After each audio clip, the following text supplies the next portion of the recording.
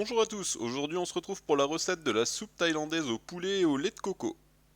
En thaïlandais, Tom Kha Gai. Vous retrouverez tous les ingrédients descriptifs de vidéo comme d'hab et on est parti. Pour 4 à 5 personnes, il va nous falloir du lait de coco, du bouillon de volaille maison, du poulet, un bouquet de coriandre, des tomates mais c'est facultatif, des échalotes, du galanga, des champignons frais, des feuilles de citron kaffir, du citron vert, du piment thaï, des bâtons de citronnelle, de la sauce de poisson thaï et du sucre de palme ou de coco.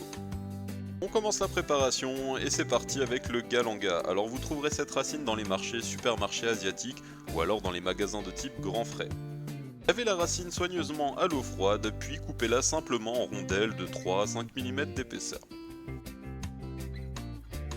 Les bâtons de citronnelle maintenant, alors là il va falloir bien les écraser de façon à ce qu'ils libèrent toute leur saveur, donc vous pouvez utiliser comme moi un pilon, ou alors tout simplement utiliser le dos de votre couteau, ça fonctionnera très bien.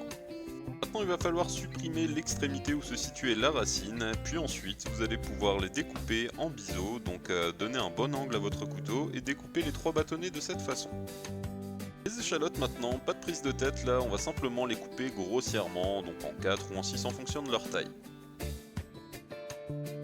Les tomates maintenant, alors elles sont facultatives dans cette recette, mais moi j'aime bien cette petite texture de douceur qu'elles apportent, alors si vous en mettez, faites comme moi, découpez-les en 4 tout simplement.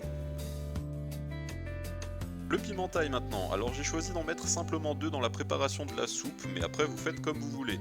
Moi ensuite j'aime bien en rajouter à la fin, individuellement dans les bols, comme ça chacun fait comme il veut. Coupez-les simplement en 2 pour qu'ils libèrent toute leur puissance et ce sera parfait.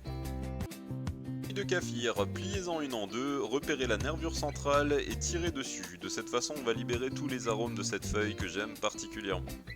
Jetez ensuite les nervures, on ne s'en servira pas. La coriandre maintenant, alors on va retirer les grandes tiges qu'on n'utilisera pas cette fois, puis on va simplement hacher grossièrement les feuilles.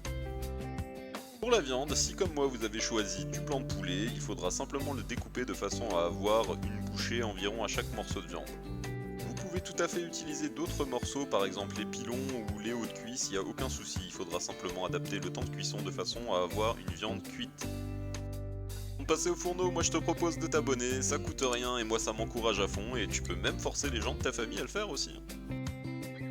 Ok, on est parti, alors on commence par porter à ébullition notre bouillon et s'il vous plaît pensez à faire votre bouillon avec la carcasse du poulet, c'est tellement meilleur que ces cubes du commerce. Mais après comme tu veux tu choisis mon pote. Lorsque vous avez votre ébullition, passez sur feu moyen et rajoutez le galanga, les échalotes, la citronnelle et le poulet. C'est principalement dans cette phase de cuisson que notre viande va cuire, donc si vous utilisez autre chose que les blancs, n'hésitez pas à poursuivre un petit peu plus longtemps cette phase. Si vous avez choisi des blancs de poulet comme moi, 5 minutes sur feu moyen, ce sera parfait. Il est maintenant temps de rajouter les feuilles de citron kaffir, ainsi que notre piment. On baisse ensuite le feu sur moyen faible et on poursuit la cuisson en mélangeant pendant 1 minute. On peut maintenant rajouter la totalité de notre lait de coco, et là attention, le lait de coco c'est un ingrédient fragile, donc on va faire attention de ne pas le porter à très forte ébullition, parce que sinon il va perdre beaucoup de saveur et ce serait vraiment dommage. On en profite également pour rajouter les tomates, ainsi que notre coriandre haché. On mélange un bon coup et on attend de nouveau d'avoir une légère ébullition, et dès que c'est le cas, on poursuit la cuisson pendant 15 minutes en surveillant de temps en temps pour pas que ça chauffe de trop. A few moments later. Ces laps de temps, vous pouvez rajouter les champignons frais. Alors moi j'ai choisi des shimeji, mais vous pouvez tout à fait prendre des pleurotes ou traditionnellement c'est des champignons de paille. Mais les champignons de paille chez moi c'est uniquement en conserve et ça vaut pas un clou. Alors je vous encourage à faire comme moi et à prendre un champignon frais, ce sera vraiment meilleur. Mélangez et poursuivez la cuisson sur 2 minutes. Rajoutez ensuite la sauce de poisson et mélangez un bon coup. Alors on la met vers la fin pour qu'elle garde un maximum de sa saveur. On laisse cuire une petite minute comme ça et ensuite on va rajouter notre dernier ingrédient, à savoir le jus de citron vert. Lui aussi perdrait beaucoup de saveur si on le rajoutait trop tôt, alors faites-moi confiance et mettez-le à la fin. Mélange une dernière fois et on pense à goûter, c'est important, vous pouvez réajuster avec de la fiche sauce, du citron vert ou un petit peu de sucre, faites-vous plaisir. Un dernier mot tout de même, ne mangez pas le galanga, les feuilles de citron kaffir ainsi que la citronnelle sont surtout là pour donner du goût à notre soupe, mais pas trop pour le côté dégustation. Bon, vous pouvez les laisser dans les bols, mais prévenez simplement vos convives. Merci d'avoir regardé cette vidéo, n'hésitez pas à lâcher un petit pouce bleu, ça me fait plaisir, et on se revoit très bientôt. Les bises, ciao!